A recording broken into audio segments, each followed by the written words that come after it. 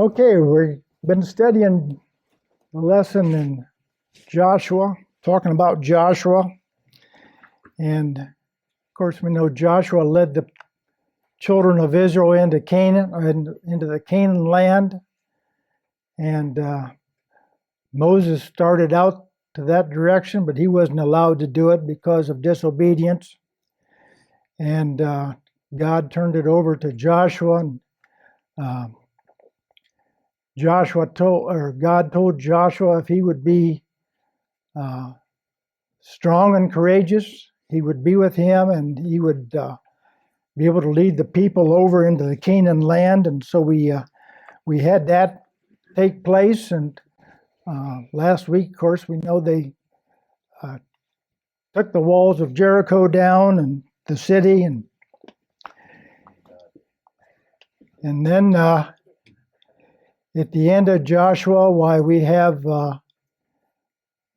in the beginning here of Judges, as we're going to study this morning, we have the death of Joshua. Scriptures tell us that Joshua lived to be 110 years old, and he was faithful in all of his life to God.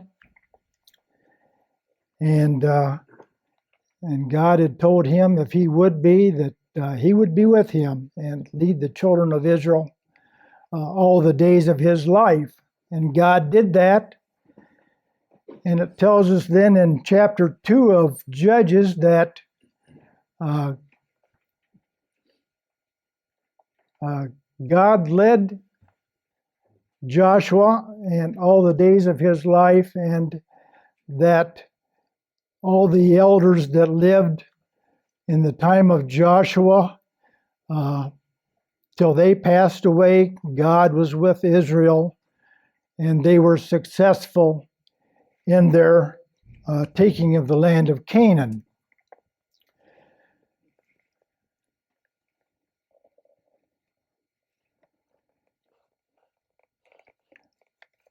But we find that within about 15 years of the death of Joshua, Israel had fallen away from God. We wonder how that can happen so quickly, and for a whole nation like that to fall away from God. But the scriptures tell us that it happened. And I would ask a question this morning to the class: what were things that happened that caused Israel to fall away from God, to no longer follow him?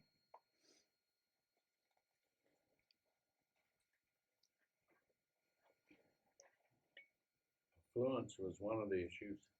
What was it? Affluence. Affluence? Materialism, which is the same thing, materialism. Materialism.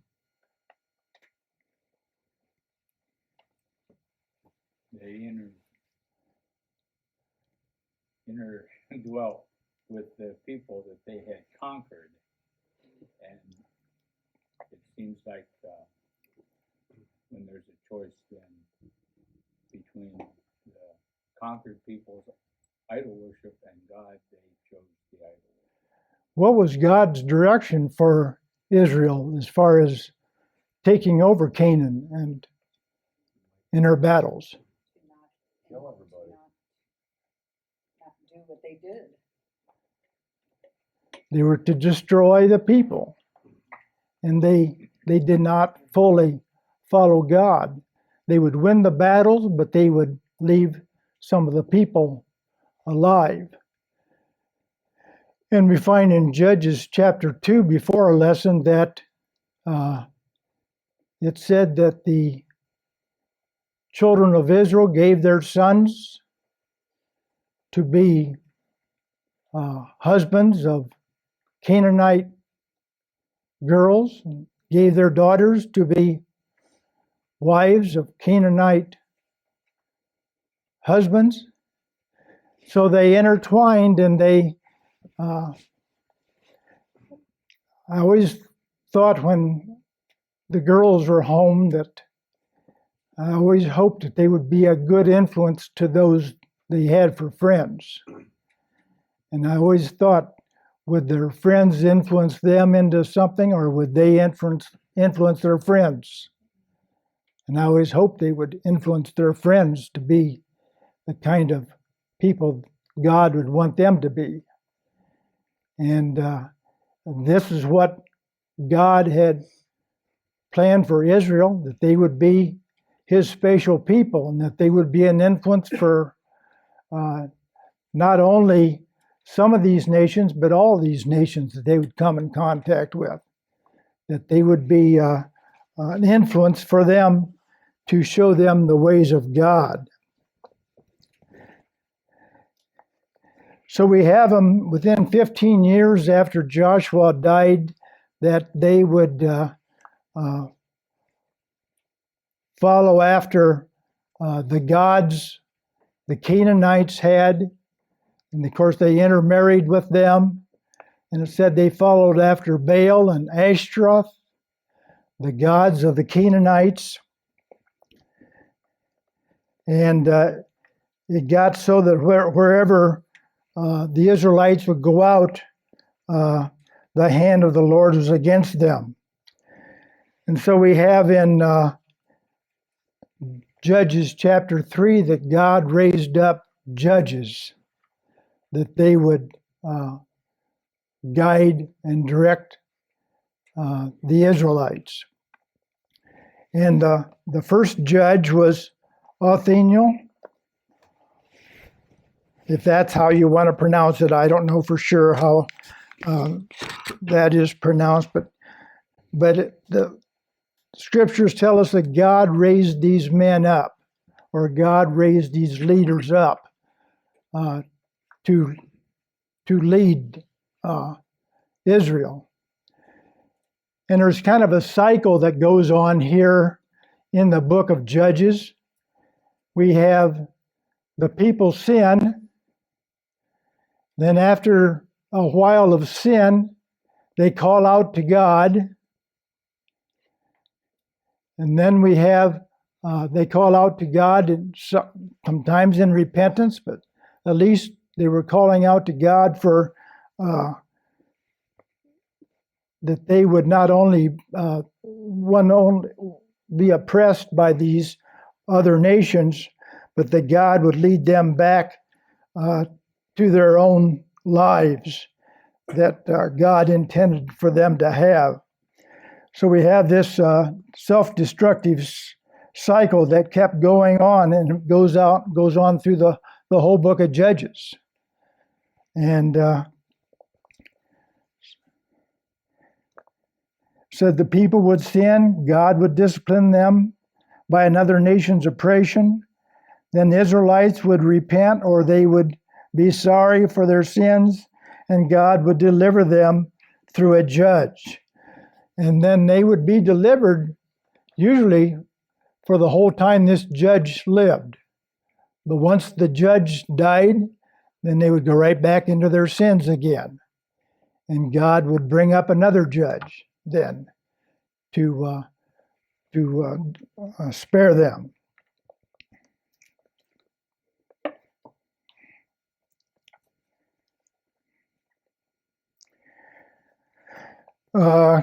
God left nations in Israel because of the Israelites' unfaithfulness to God. And these nations would be to test Israel to see if they would follow after God or not. And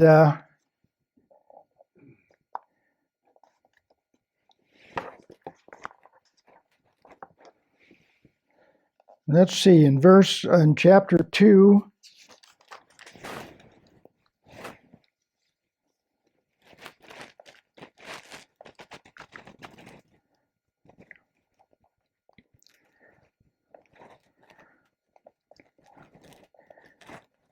we have Othniel as being he was the first judge that Israel had.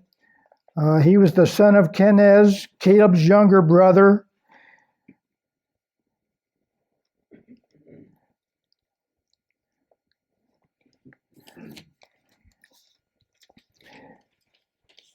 And when the children of Israel sinned, Othniel was able to be the person that God had intended him to be, that he would be able to bring them back. And it said that when Othniel was judged, they had followed after the Canaanites, and they were in slavery to them for 8 years when the people called out then for help from God, and he brought up Othniel to judge the Canaanites. And then as we get into our lesson in chapter 3,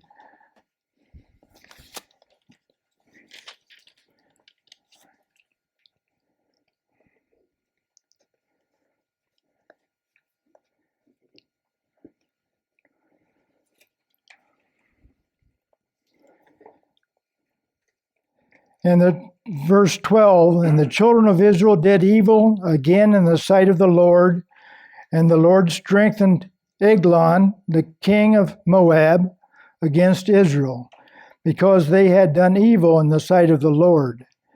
And he gathered unto him the children of Ammon and Amalek, and went and smote Israel, and possessed the city of palm trees. And so the children of Israel served Eglon, the king of Moab, 18 years. We can understand probably why Moab would be a country that would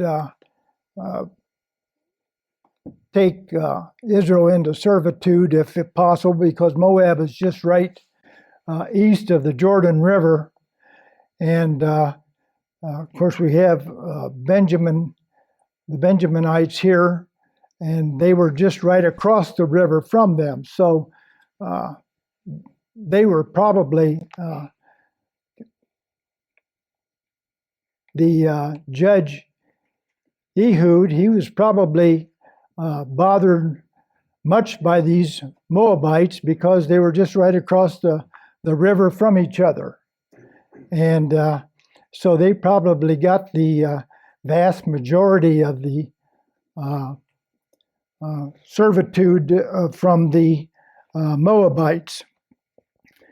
And we have the Moabites. Not only did God raise up Ehud to be their judge, but he also raised up the Moabites to cause trouble for Israel. And so God is in the whole thing. Whether, we're going to get into some of this, and it's going to be kind of gory, some of it. But God is involved in all of this, and he brought it all to pass, and the people wouldn't have understood all of that at this time, but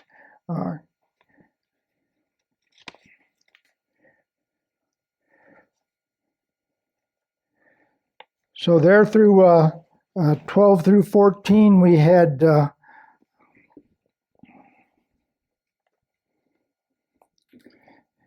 the Israelites served the Moabites for 18 years. And then in verse 15, where we start our lesson, but when the children of Israel cried unto the Lord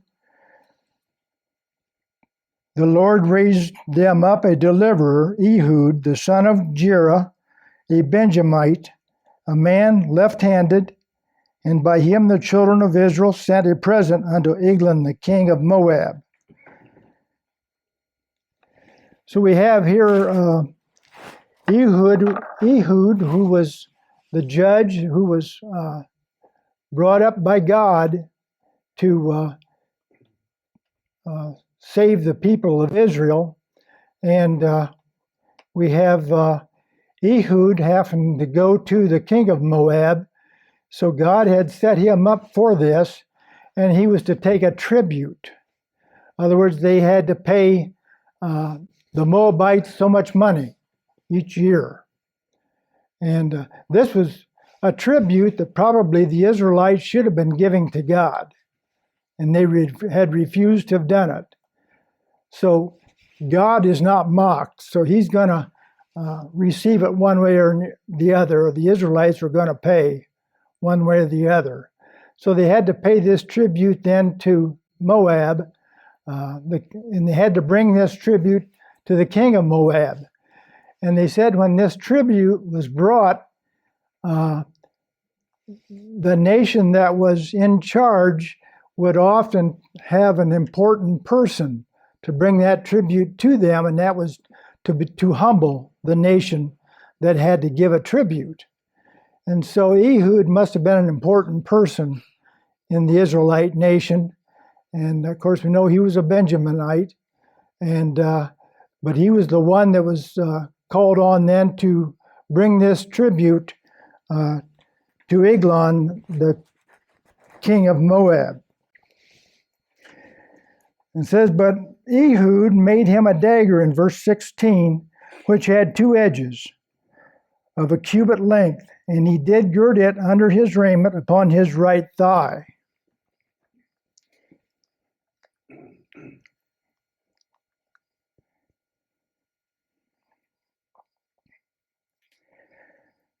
So Ehud was set up then to be the deliverer of the Israelite people from Moab, and he was bringing this tribute to the king. And it says also that he made up this dagger, a cubit in length, would be 18 inches. And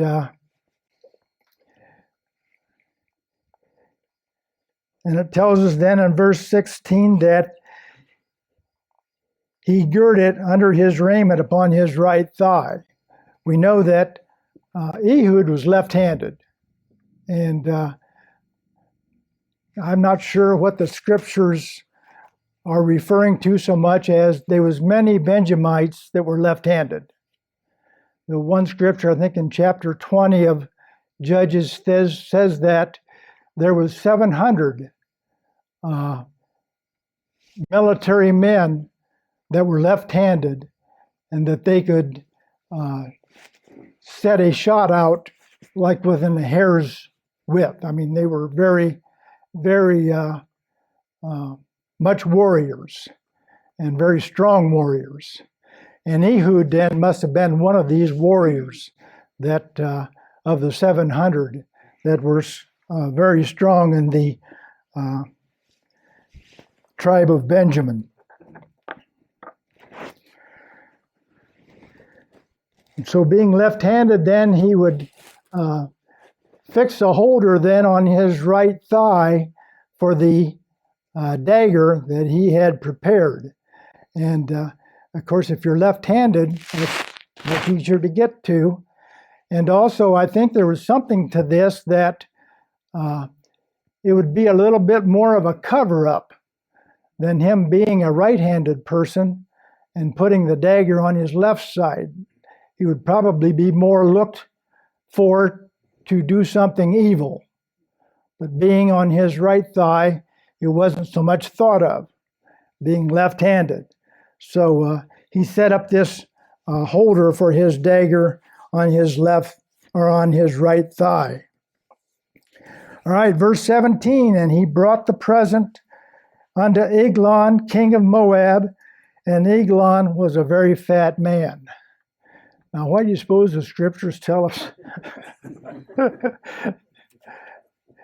He's given some pretty good details here, isn't he, of the king of Moab. And the one writer said that he was probably eating very sumptuously on the tributes and all of the Israelite people. And he became a very fat man. But verse 18, and when he had made an end to offer the present, he sent away the people that bare the present. But he himself turned again from the quarries that were by Gilgal, and said, I have a secret errand unto thee, O king, who said, keep silence, and all that stood by him went out from him. The way I try to put this lesson together is that Ehud and the servants that were with him, they brought the tribute to the king of Moab. And after they brought and I suppose the tribute was of such that Ehud couldn't handle himself, but they needed some other people to help. And so when they brought this tribute to Eglon, the king of Moab. I think that Ehud went out. He started back with his servants. And when he got to the quarries, I had to look up this word quarries, and it's one definition of a quarry is a quarry where there's stone. And another definition of a quarry is where they set up idols for idol worship. So whichever this was, we don't know, but we know it was right there by the Jordan River, Gilgal.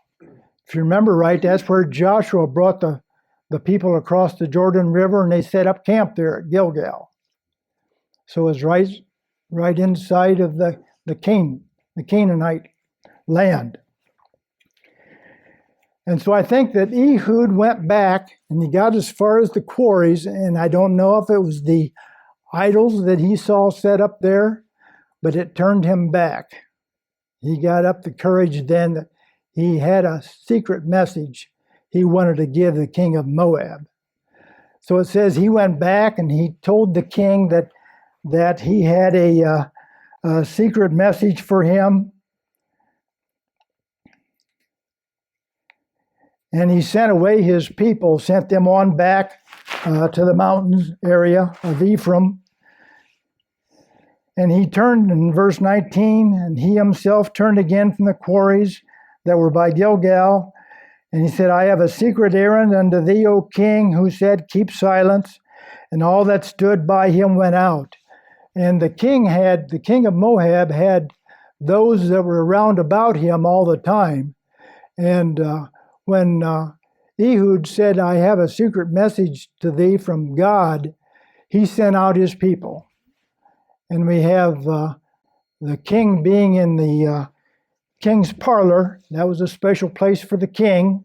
He'd set that up for him to keep cool in the summertime. And he had this place where he sent his men all out. And of course, Ehud was invited in to see what this secret message was. And I'm sure Eglon was feeling pretty proud of himself to think that here comes one of the people from Israel, and they have a secret word from God for me.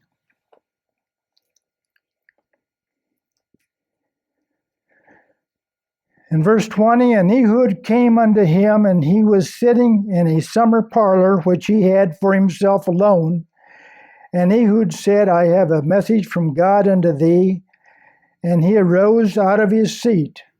And I think this is Eglon that was come up out of his seat, for he wanted to hear what this message was.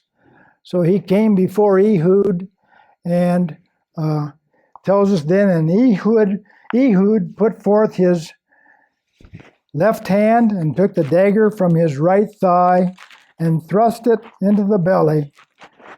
And the haft also went in after the blade, and the fat closed upon the blade so that he could not draw the dagger out of his belly, and the dirt came out. This is what I think is the gory part of the lesson.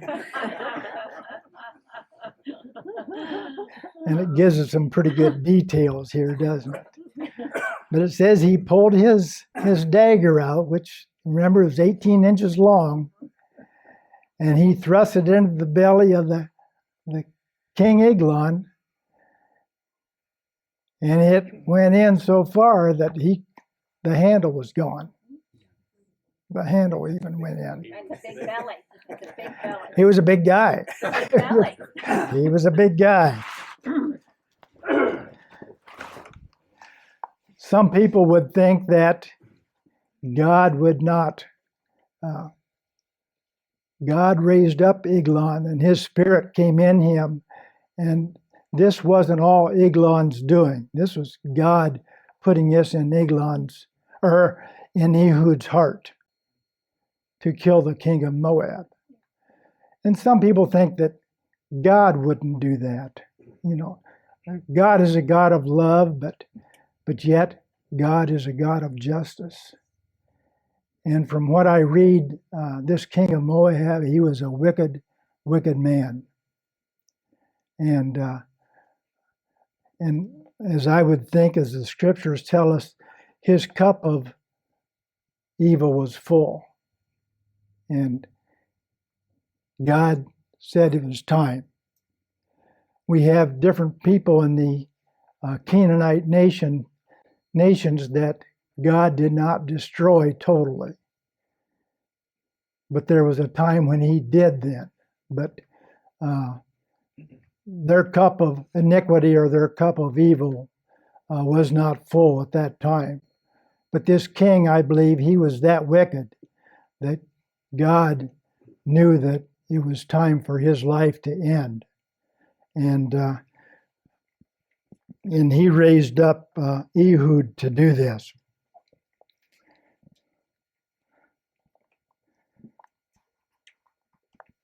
Now, it would take somebody pretty brave to do this because Ehud was here alone among the Moabites.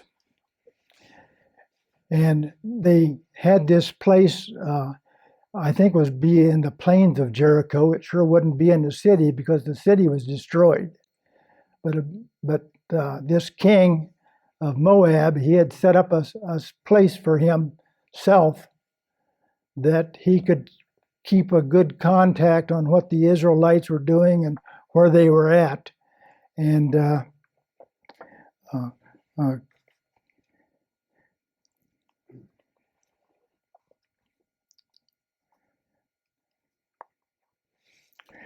so we have then in verse 23, then Ehud went forth through the porch and shut the doors of the parlor upon him and locked them. So when him and the king of Moab were alone, he pulled his dagger and stabbed him. And then it says he went out through the doors of the porch, and I think he even probably went out before the servants of the king, and they saw him go out. And it says, though, that when he went out, he shut the doors and he locked them. And the servants didn't know this, but after Ehud had left, they went to the doors and they saw the doors were locked. And the servants decided they would wait to see when the king would unlock the doors.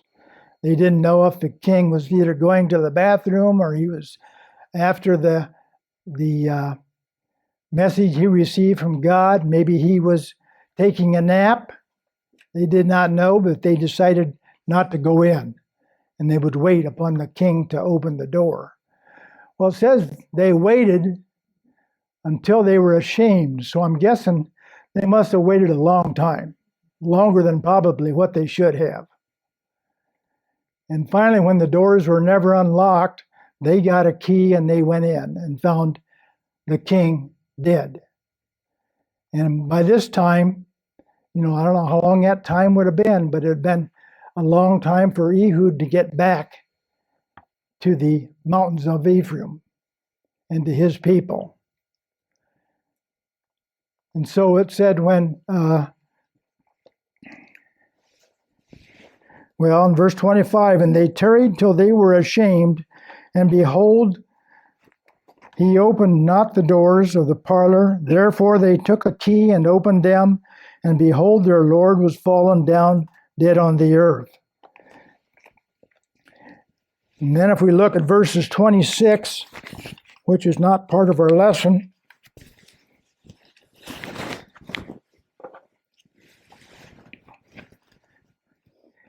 it says, and Ehud escaped while they tarried and passed beyond the quarries and escaped into Sariath.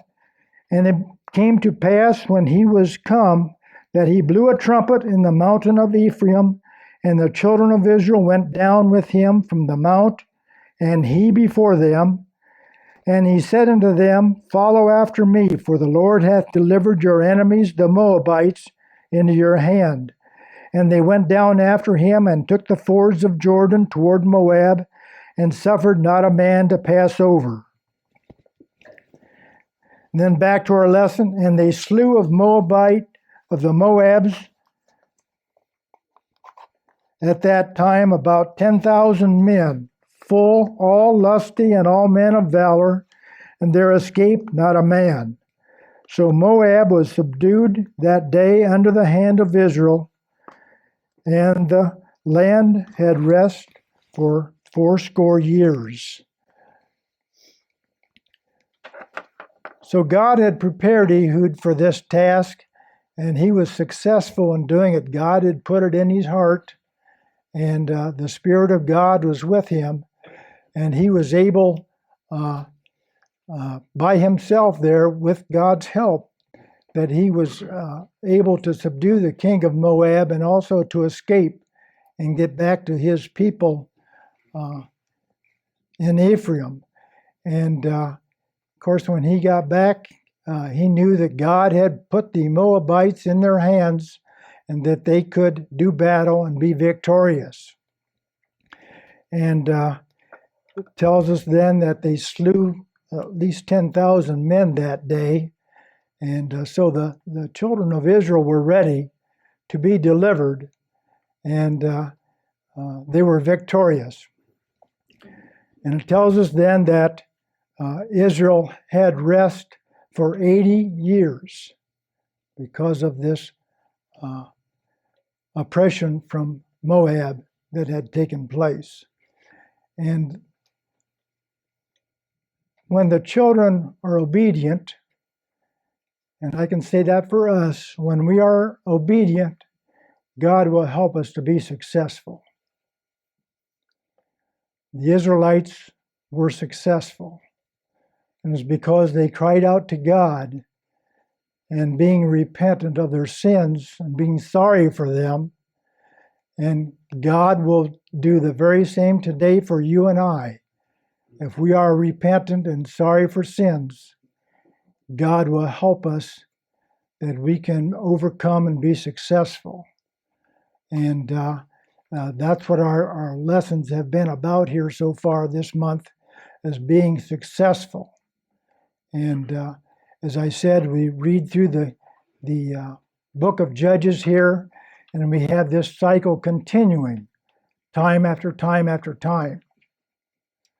And God is ready and willing to help us when we are ready and willing to be helped. All right, any questions or comments? I think that goes with today's sermon, that even though there are times that could be bad, and if you have faith in God's word, eventually, things will turn a little bit, but you have to have faith also and willing to do those things, which are sometimes hard to accomplish. Mm-hmm.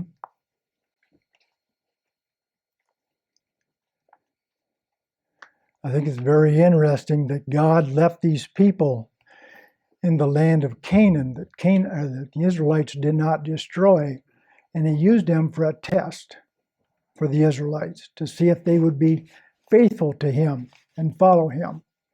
And that's what God's number one priority for the Israelites were, that they would be faithful and follow him.